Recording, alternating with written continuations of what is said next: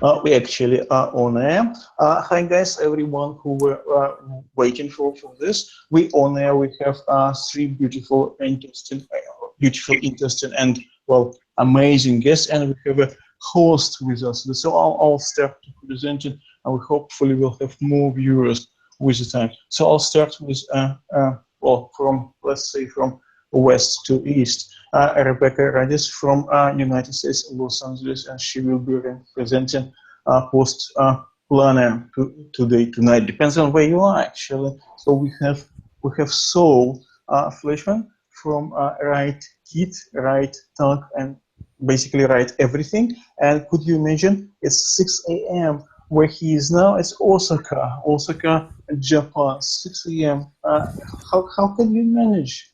It's 6 a.m. So I work with people in a lot of countries, a lot of continents, straddle different time zones. I've already done a bit of work today before this call. Incredible. I hope you have enough coffee with you, or maybe you already woke up. We have Matt Janaway. Matt is actually about to produce some retro movies, so he's playing with this old black and white stuff. That's why. Okay, Matt is in Nottingham, the United Kingdom. Matt, is it still United Kingdom?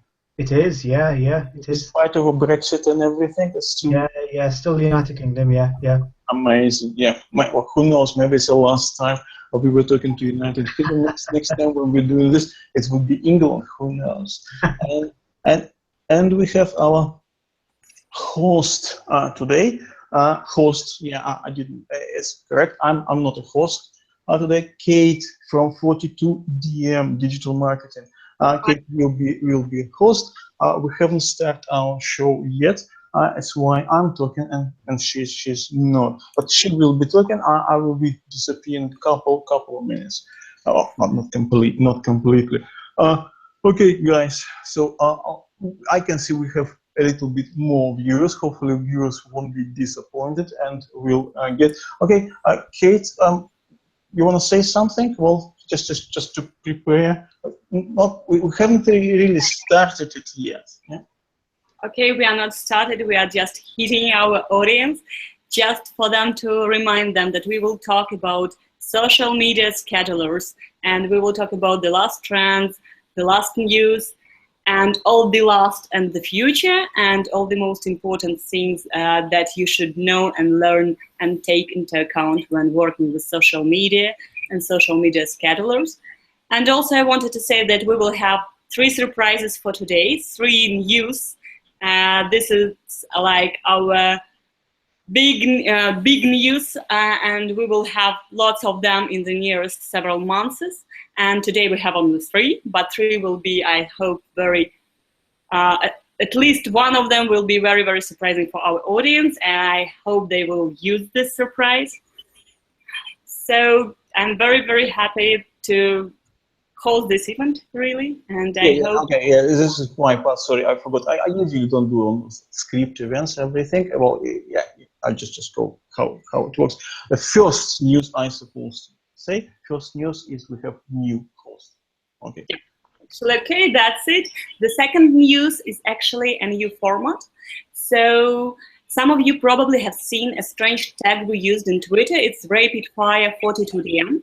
What does it mean? It means Rapid-FireQ&A, which stands in between the interview and the debates. When 3 or more tech companies from the same niche answer hot and super specific questions within the very limited time. 2 minutes for each answer.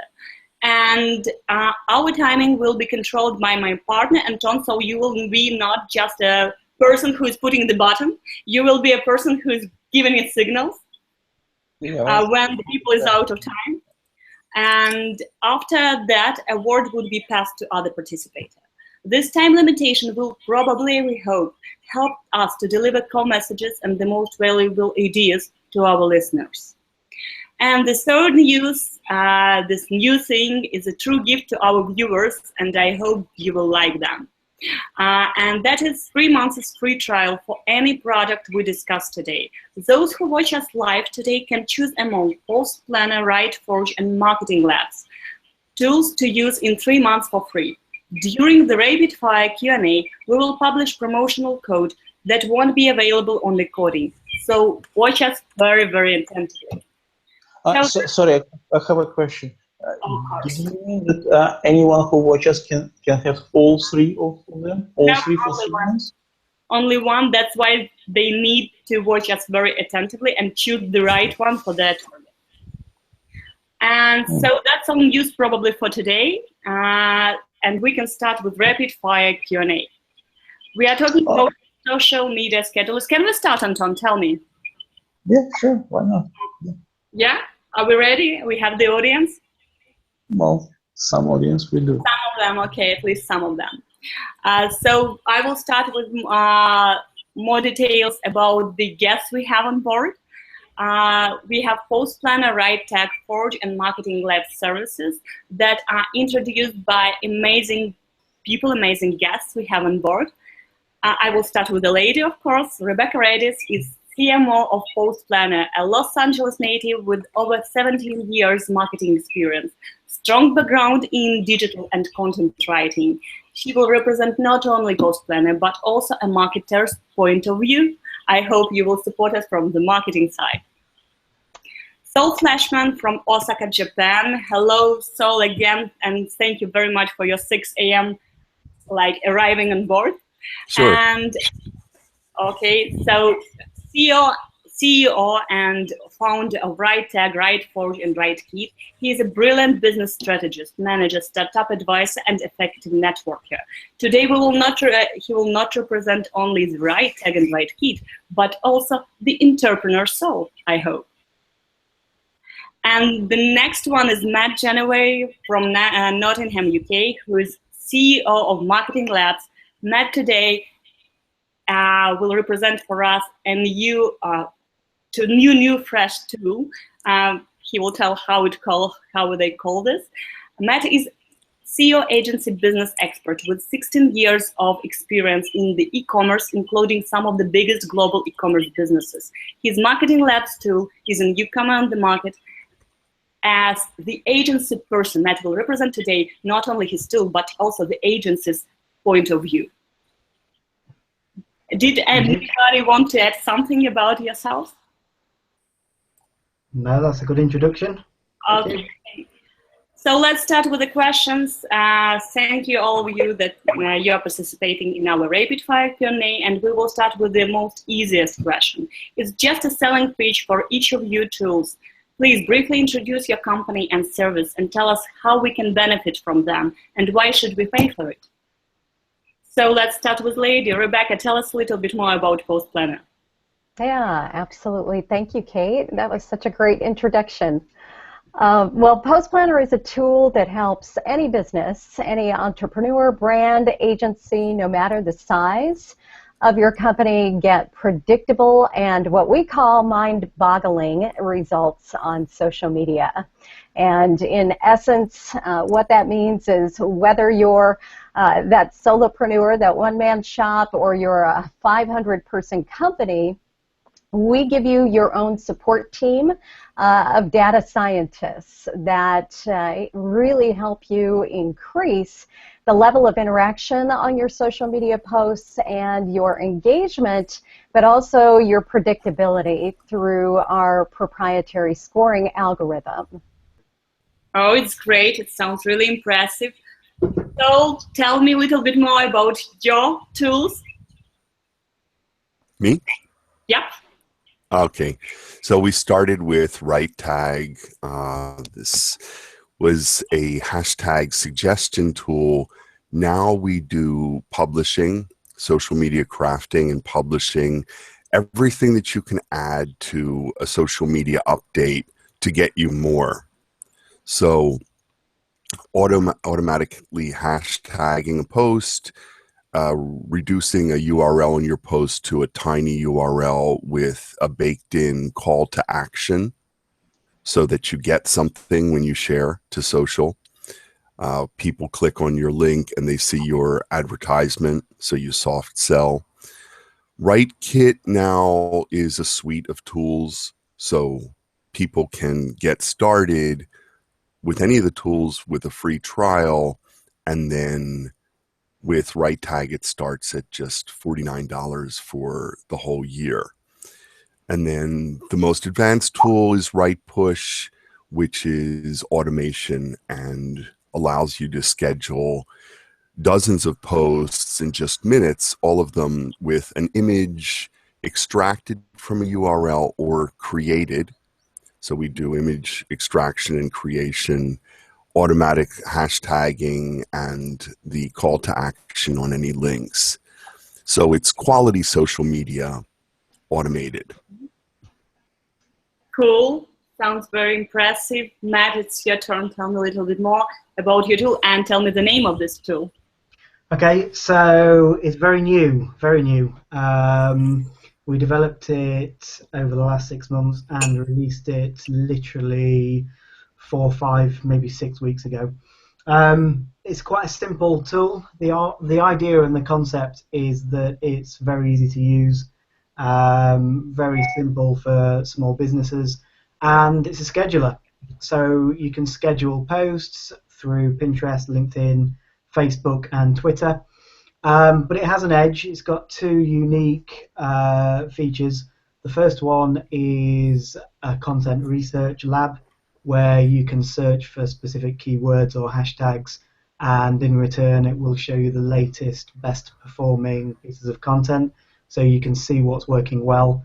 And the second one is we've also baked in an image creation suite, where we have 56 templates, and you can drag an image of a product or somebody that works with you in action or something like that, and automatically make the tweet or the post look interesting. As we all know, image-related tweets and posts always get more interaction. So yeah, that's our tool, and we're just calling it the Marketing Lab Scheduler. Great, sounds really cool.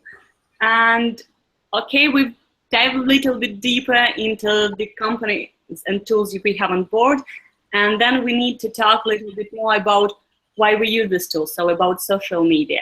So let's talk a little bit about giants. Facebook and Twitter are definite leaders of the market, and most of social media marketing questions are about them. And our next question will be regarding Twitter. So making money on it is a myth or reality? Scheduling for Twitter is relatively easy. Most of tools are doing this. But does it really help to our clients? Because it's every time a question whether our Twitter investments are returning or not. So share your opinion regarding to the cases you have with your clients. Does Twitter work for your clients, and how it works for them? Matt, what do you think? You have lots of clients as your agency. Share your experience on how to work, how your Twitter can help to benefit for the business of your clients. Matt, are you with us? Hello, can you hear me now? Yeah, we can hear you now. And we Sorry, hope... I went dead yet. Can you say that again? Okay, what I wanted to hear is what is your attitude to the Twitter, and do you think is it helping your clients to raise the business, and if so, how? Yeah, so I mean every business is different. Twitter is an ideal solution for most of our clients, but not all. Some are very visual based businesses which tend to work better. For the majority of our clients, Twitter works very well, and using our system, using our tool. Matt, keep disappearing. It's always about connection.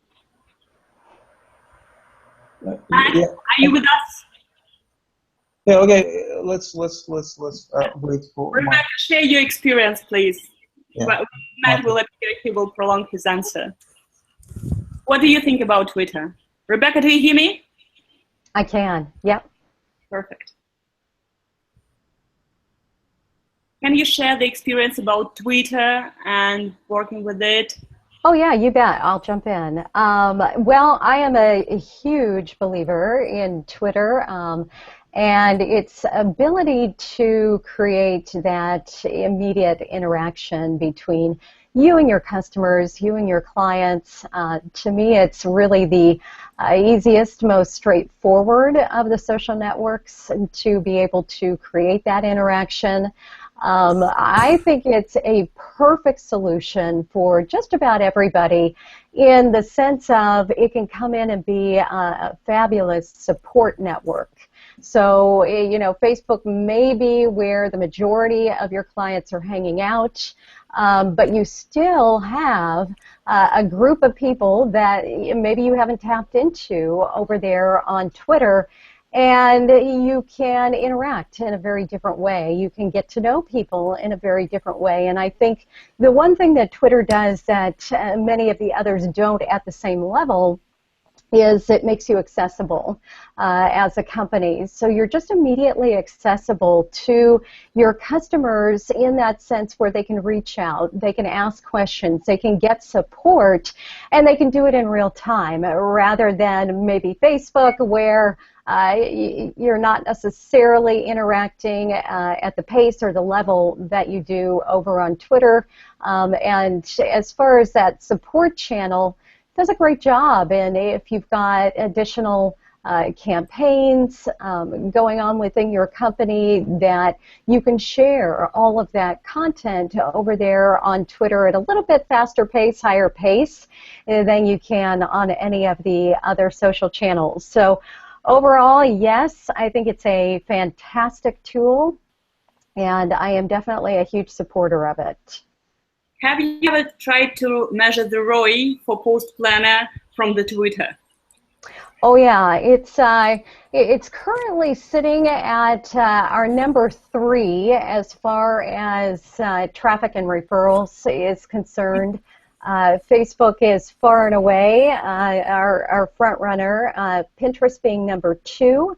And then Twitter being number 3. Now, as far as conversions to contacts, Facebook and Twitter are far superior to Pinterest. We just don't see the quality of the traffic in that conversion as much as we do with Facebook and Twitter. So, yes, we measure that every single day. We measure the interactions, the engagement, and then, as I said, those actual conversions off of the content that we're sharing.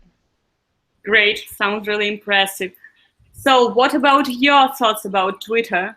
As your RiteTag is totally focused on it, what do you think? Yes, so let's measure them together.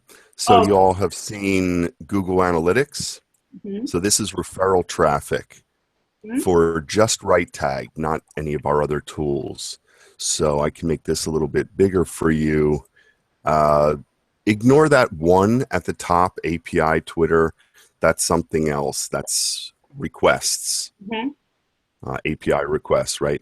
So as Rebecca was saying, yeah, same with us. Facebook more than Twitter, but still in the last 30 days, 2,216 sessions coming from Twitter. Mm-hmm. Okay, and the bounce rate only 49.4%. That's another great point. We see the same exact situation where the bounce rate is significantly different than other social networks. Yeah. Right, and we see here the average they're spending is 3.5 minutes. So they're taking a serious look at it, right? So yes, Twitter, people do real business on Twitter. I thought that would help with answering that question. Yes, totally. It's really amazing. It's very comprehensive. Thank you. Let's talk a little bit about Facebook. Matt, we have Matt on board, actually. We don't have Matt, so we'll have much more time. So I have a stupid question. Obviously, you are an expert, and you don't have a license for stupid answers. I have a license here for stupid questions. People, especially schedule software and software who does this kind of stuff, they really like Twitter because Twitter has very open API. Isn't it why everybody has so you check any program, any software which works on a schedules with social media, and Twitter would be the first choice because it's technically it's much easier. Am I correct? It's also that students in computer software programs, computer science, software engineering, and such, they're all given assignments. They start with Twitter. Twitter has at least 5 APIs I can think of, and there's a lot of things you can do with it. They have a lot of endpoints, and yeah, they let you get started faster. Facebook, even Facebook can take a couple days before you can schedule to Facebook. Yeah, Facebook is popular choice as well. Yeah, but some of the social media is much more complicated. I don't know, Rebecca. Are you agree with me, or you think as a student? I think it depends on, it seems, your age as well, and how comfortable you are with how fast-paced Twitter is. I work with a lot of people that just they still don't see the value, they still don't get it, they still don't understand why there's such an attraction to it. So yeah, I think the technical aspect is a great point, because if you're technically inclined, I think you definitely see the value in Twitter. Yeah. If you're not so much, it's a little bit more of a challenge to wrap your head around. Yeah, I was talking about from a back office point of view. So yeah, I guess okay. Yeah, you obviously you both you have a very big followers. So you're doing very good on Twitter. I understand Rebecca have like 81,000 followers, and yeah, Saul has several accounts with the RiteKit, RiteTag, but probably similar amount. I'm sorry, Kate. Yes, it's all yours. Yeah, I knew your timing and everything, but we don't have Matt, so I'm using his time. You will be, instead of Matt, you will answering and No, I won't be answering. I will be asking stupid questions. So this is my job. Yeah. Okay, so let's switch to Facebook. Of course, we are all very focusing on on ROI, and it's very. We really appreciate, and definitely when media helps us with to measure it. So when Facebook launched the Bible pieces, it was a truly magical solution. What do you think of this idea, and does your software allow us to work with Bible pieces on Facebook? Rebecca? With Bible pieces, when you can buy from the post. No, that's not actually something that we help with. As I said, our focus is really engagement, so you can target your audience. But as far as the buyable, no. Our focus, again, because of the engagement, is organic growth and helping companies understand that they don't have to have maybe that big brand budget to see results on Facebook. So showing them how to create the right content, curate the right content, and then find content that has already performed well across social media. Show them how to integrate that into what they're doing on Facebook so that they can get seen out there in the newsfeed, so that they can start to get their content consistently out there in front of their audience. So we give them a couple of different ways to target that content, but as far as buying or boosting, you can't do that within Post Planner. Okay, but what I was talking not about the buying the advertising, but more about when you are posting something like the image, there is a function that you can buy this particular product just by clicking on the post. Oh, I see what you're talking about. So it kind of like a call to action that's on the post? Yeah, that's similar to what Google launched when you can just call, you press the button to call to the agent or press the button to write the email, but in Facebook you can just buy from the post. Is it possible to I see. Okay. to schedule a post via Post Planner that is like buyable? Sure, absolutely. Okay, and did your clients use this function a lot, and what is the experience from it?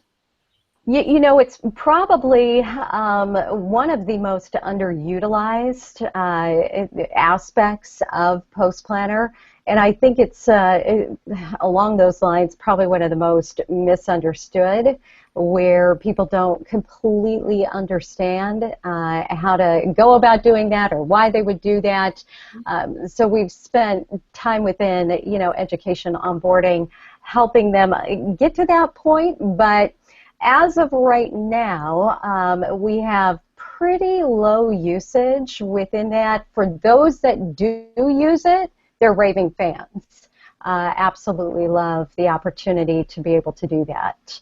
But as I said, it's not something we heavily promote. We rolled it out pretty quietly as a feature, and it was actually something we were thinking about pulling out and running with a whole new product altogether.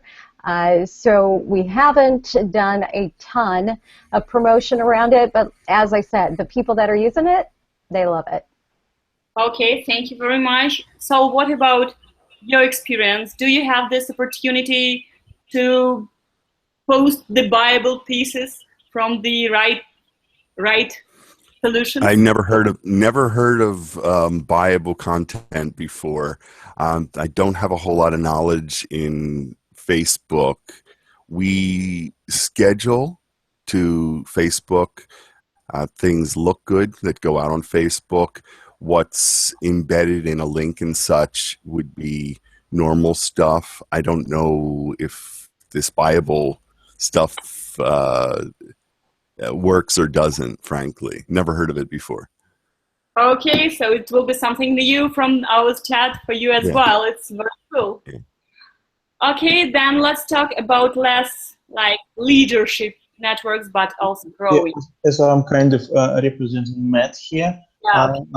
He has a power cut, and he said he had a blackout for 2 years, and I guess it's all about Brexit, isn't it? Yeah. So his telephone is still working, so he apologized. Yeah. Also, okay. That was it. If you can go ahead. Pity, and I hope he will join us next time, and maybe he will just try to join us during the conversation. I hope he will fix or not. Okay, Pity. Then let's talk a little bit about other networks, other social networks, and what networks do you recommend to include in the marketing plan? Because now for almost every advertiser you have like Twitter, you have Facebook, and some others. And so what others do you recommend to include in the plan, and for what particular categories? Because for some guys, the Pinterest will be perfect. For others, the LinkedIn is good. Share our experience for what categories, what to include. So can you give us an input question? Yeah. Give us what? I'm sorry? Input. Answer, the answer. Yeah, well, it depends. It depends if, first of all, are you visual? Or are you using something that makes you visual? So this is something that our RiteForge and RitePush help with, because we create and extract images.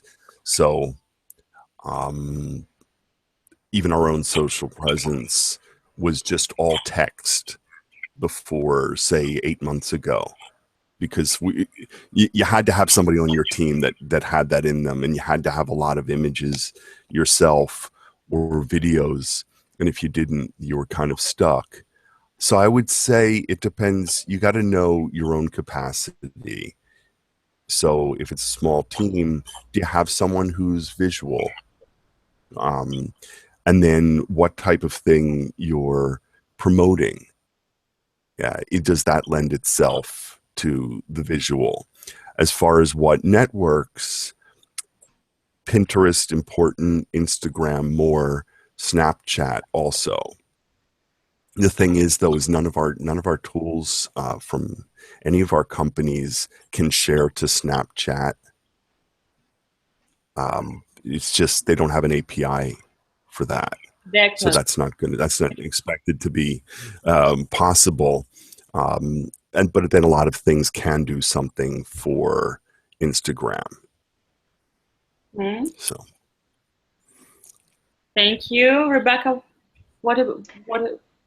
Yeah, I would really agree with that. That you've got to consider how visually inclined you are, and what the bandwidth is of your team, because that can be a huge commitment, depending on how much content you're creating.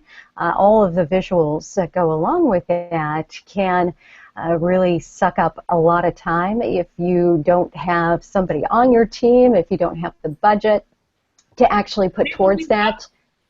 Imagine we have the budget, imagine we have the team member, just like share your experience of what categories should, for example, the automotive category we recommend and our clients are using definitely like Facebook, Twitter, and for example, the pharmaceutical categories, they are more like for this additional network. So just share a little bit more of that.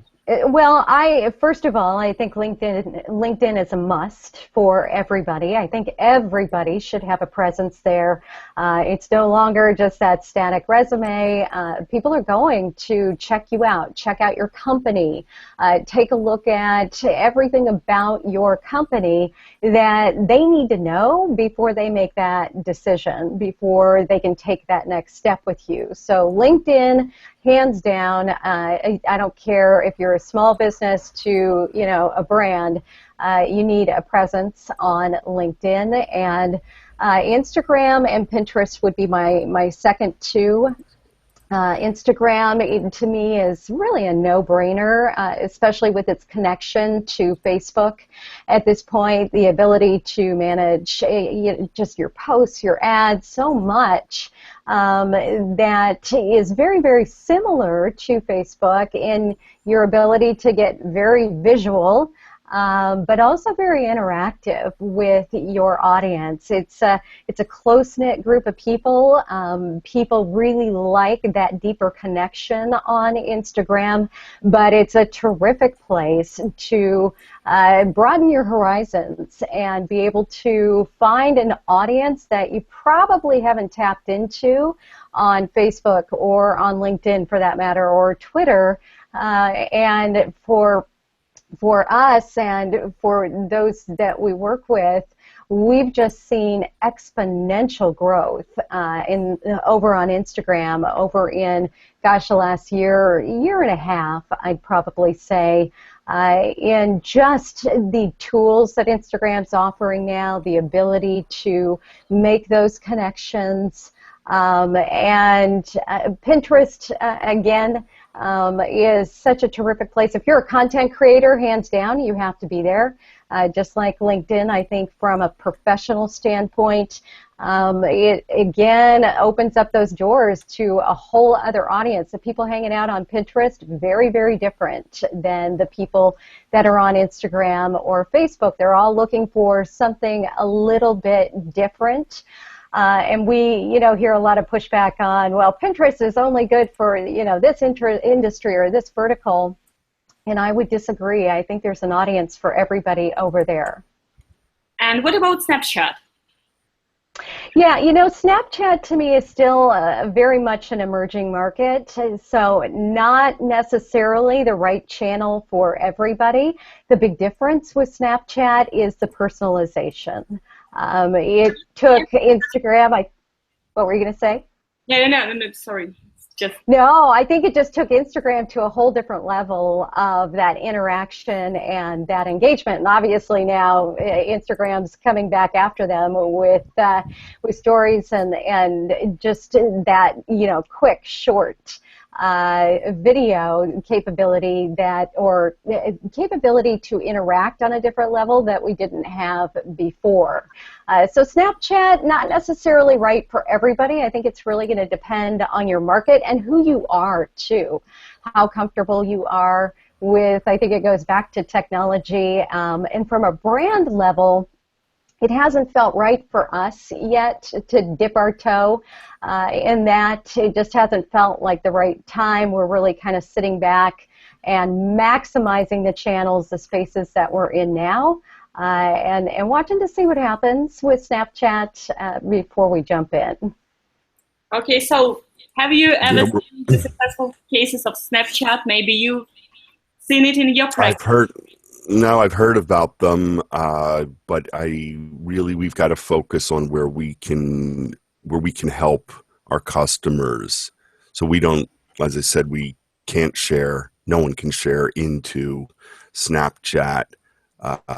Instagram is a bit of a mess for sharing into. There's a lot of things that claim to when they're actually sending an email to your phone and just basically moving around what what work you're doing and when, or doubling your work.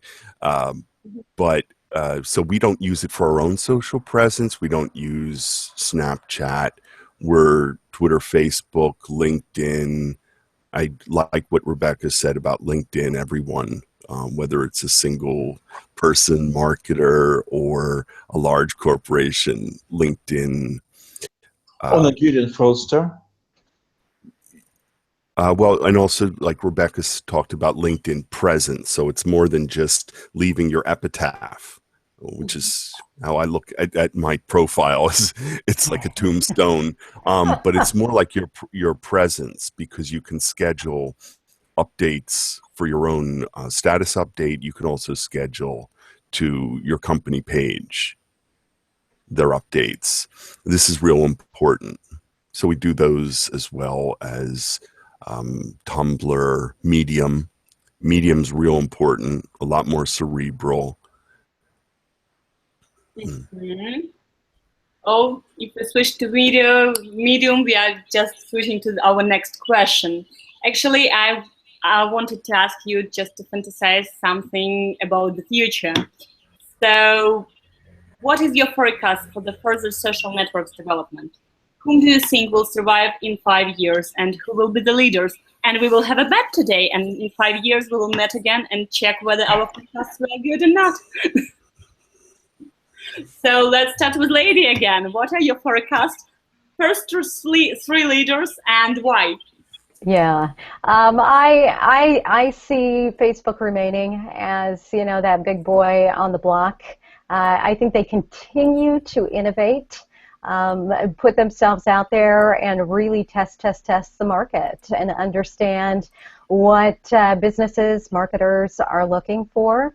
I think they're unafraid to test in a lot of areas that maybe a lot of other social networks have not wanted to step into.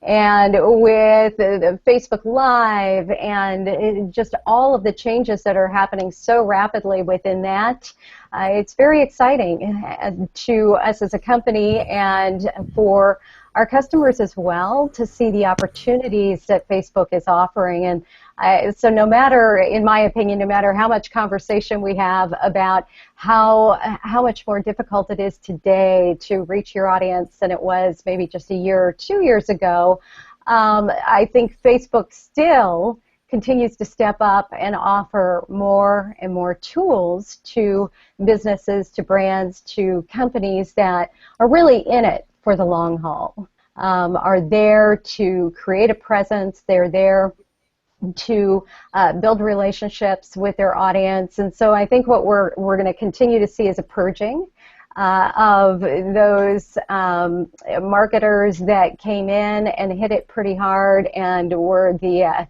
spammy, burnout pretty fast, whether on their budget or burn out their audience. And you're going to continue to see a rise in just quality people that are looking to set a foundation within their social media for their business. And Facebook is far and away, where the majority of people are spending their time, and also where they're comfortable spending their time. And I think that's incredibly important too. Why pull people off of the social network where they're spending the majority of their time? And I think businesses are starting to recognize that. Okay, this is first one, Facebook, and second and third. For me, definitely Instagram. I think they're right there along with Facebook, where they have evolved and evolved at a rapid pace. I think there was a time there where I wondered, what Facebook or Instagram's next play was going to be, what their direction was going to be. But I think they're definitely showing, especially with this last change, that there's nobody too big like a Snapchat that they're not willing to go after. Yeah, I agree with you. And what about third? Will LinkedIn survive? Oh, absolutely. I think LinkedIn, I think I'd probably rank LinkedIn over Twitter right now. Twitter's got some big decisions they've got to make, and they've had a lot of stumbling blocks along the way, and they've probably been the least innovative of them all. Which is hard for me to say because I love Twitter, but yeah, they've got some work to do if they want to win back people's confidence. Okay, so the third one is LinkedIn. Okay, great. So what about you? What about your choice? Please share with us. Yeah, Facebook will be foremost. I'm sure of this. Since the IPO, their management has a lot of pressure to make money any way possible, abuse their users any way possible, and dream up new ways. LinkedIn, on the other hand, purchased by Microsoft, company with very little creativity. They bought Skype, and what has gotten better about Skype in the last 12 years? Nothing. Nothing. Why are we not doing this with Skype? Right? Skype is several times older than Google Hangouts. I tell you why. So why are not doing this Skype? We can do it well, because Skype is Bing and Hangouts is Google, and it makes all the difference. Well, it's a comment, but I'm pretty sure it makes all the difference. Google and Bing, no? What I should have said is, when we're doing our meetings and such, not just this call has other dynamics to it, but why aren't we using Skype? I Skype with my mother. Really, that's about it, because someone taught her how to make it open when she turns on the computer. But yeah, so Microsoft, I don't see them doing new things. They buy and they sit, kind of like Yahoo. It buys something and it sits on it. It brings nothing to it. So I disagree. As far as innovation, Twitter's doing fabulous things. They're right now. Yeah. Oh God, yes, yeah. Their own scheduling tool, their own content creation tool, yeah. Their own influencer study API and tool. We were offered that, of course, for a lot of money. So yeah, but LinkedIn, on the other hand, has done. What have they done new in the last several years? Lead generation. Yeah, their lead generation tool. And the advertising platform Lean, I don't remember Lean, I think, yeah, the advertising platform they just launched a year ago. It's pretty good one. Right. Of course, we're like the antithesis to that. We tell people just say no to pay to play.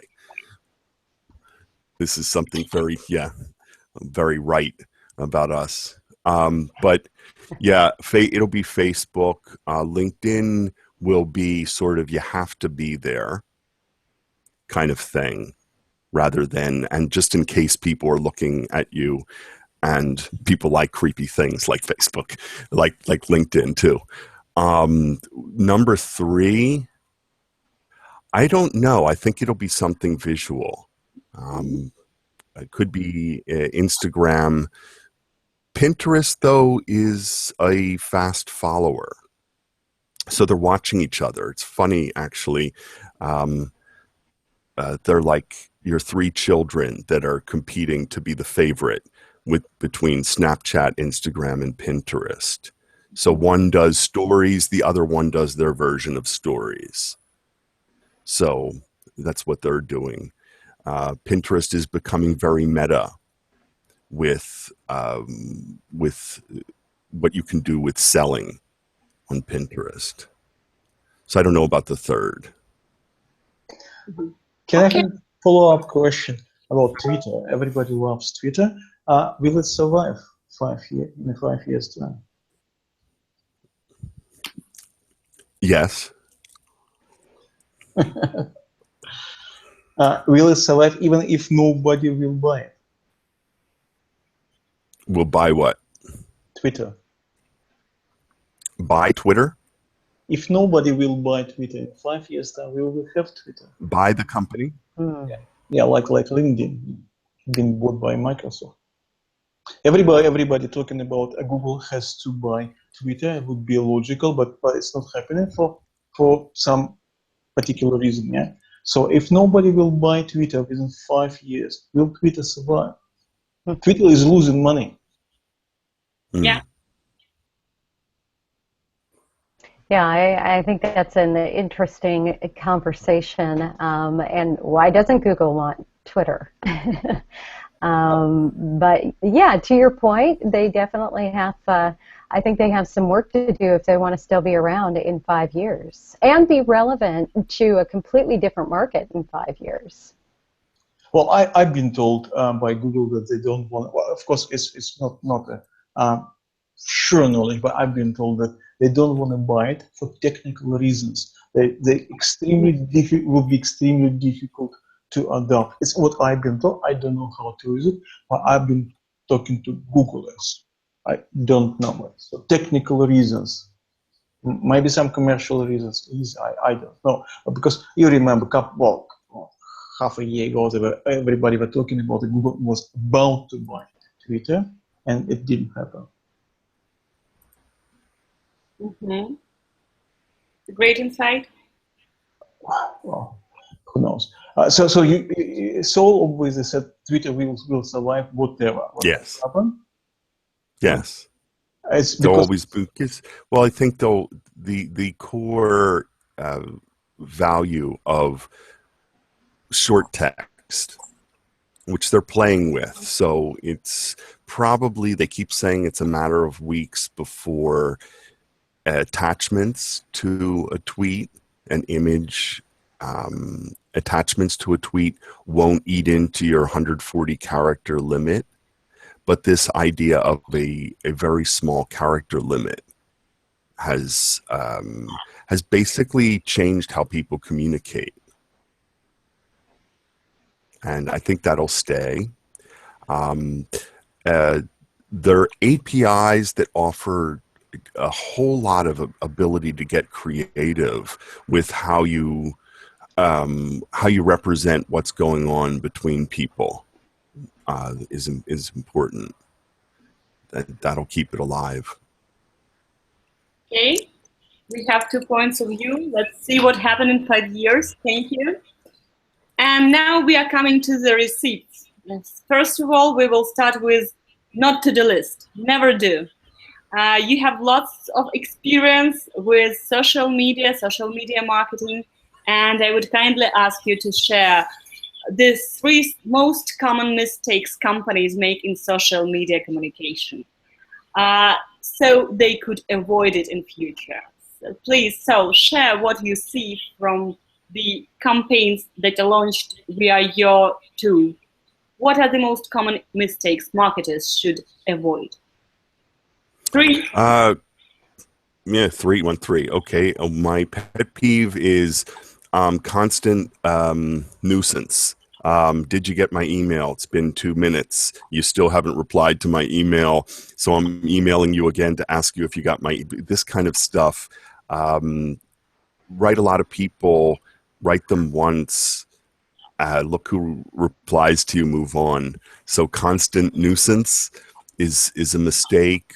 Mentioning more than one person in, say, a tweet or an update. So a post that has a whole list of hey and 30 people, or in Twitter mentioning 3 people in a tweet, please see this, is usually going to be a fail. So this is not personalization. This is cramming in as many people as you possibly can in the character limit. Expecting, and then a third one is expecting your cause to be my cause, right? So I'm anti-death penalty. I don't expect that you are. We're coming up on a presidential election in America, and I think it's important as adults to understand your politics might be different than mine. So leave it out. It's safer to leave that out. But in general, whether there's elections or not, just a matter of we all have our different causes, and expecting that because I believe in mine so much and you seem like a good person, you must also, trying to rope people into that, it alienates a lot of people. I see that a lot. Yep. Yeah, that's very, very impressive. I like that very much. Rebecca, what about you? What do you think about the mistakes? Yeah, well, from a marketing point of view, I think one of the biggest mistakes we see is not aligning all of your content with what you're trying to achieve from a company level. So you treat each social network kind of, they're silos, and one isn't supporting the other, and you haven't pulled everything together to ensure that everything you do has a common goal. It has a common theme. And then, how each one of those social networks really support in getting you there.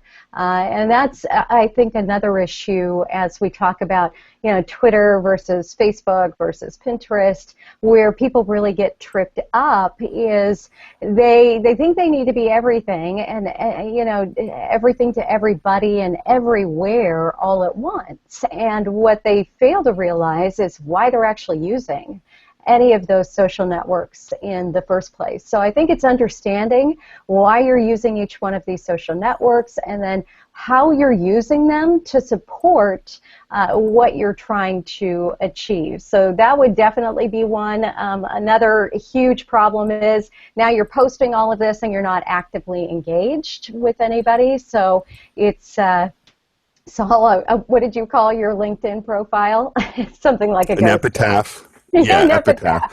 Yeah, but the thing is, she's talking about not doing social media listening. Yeah. So this, for example, not one of our tools does that. We do not touch that, not our business. So you should also use something like TweetDeck or Hootsuite where you can see your mentions. Right. Yeah, and you don't have a choice as a business. If you're wanting to put content out there and build relationships with people, the worst thing you can do is actively tweet or actively post and then never come back.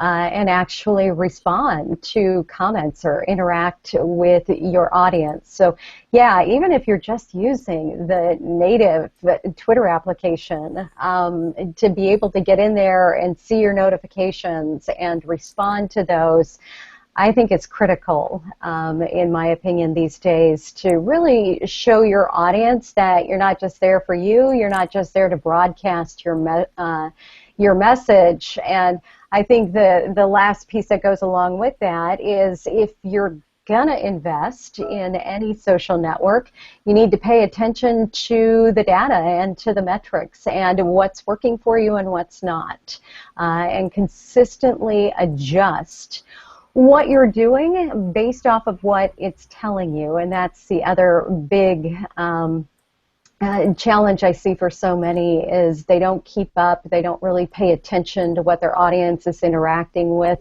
They don't really take the time to read through or review the data to know what type of content their audience is responding to, or what the best type of day or the best time of day is to share that content. So it's kind of a mishmash, and they're just throwing stuff at the wall hoping that it sticks. Great. Thank you very much. We definitely know what to avoid now. And I hope our audience is struggling to know what to do, actually. So what are your key receipts, name three again, to being successful in social media? How the company should behave to be visible, to be engaging, to be really benefit and getting ROI from the social media? Well, from my perspective, it's taking the time to really understand who your customer is. So what job is your customer hiring you to perform? Whether you're a product, you're a service, you're an app, what is it that your customer is coming to you for when they're typing in Google search? What questions are they asking? And then how can you create content and serve that up to them on a consistent basis that solves their problems, that becomes that resource to them, maybe before they even know that they're going to need you. And along that, then, once you understand that, it's clearly articulating your value. This is another challenge I see for a lot of companies, is they really haven't taken the time to identify who they are, what they do, and who they serve. So they have a really tough time on social media expressing what it is that they do to help their potential customers or clients. And then not setting expectations would be my third one. So not using social media to really help people understand how they can work with you, what they're going to get when they sign up, or when they download, or when they purchase, and helping them through that whole marketing funnel, really walking them through your process so that there's no surprises by the time they do pull the trigger and they get there, that they know what you're all about, they know what they're getting, and it's just completely clear to them why they would want to purchase or download or take that next step with your company. Yeah, totally agree.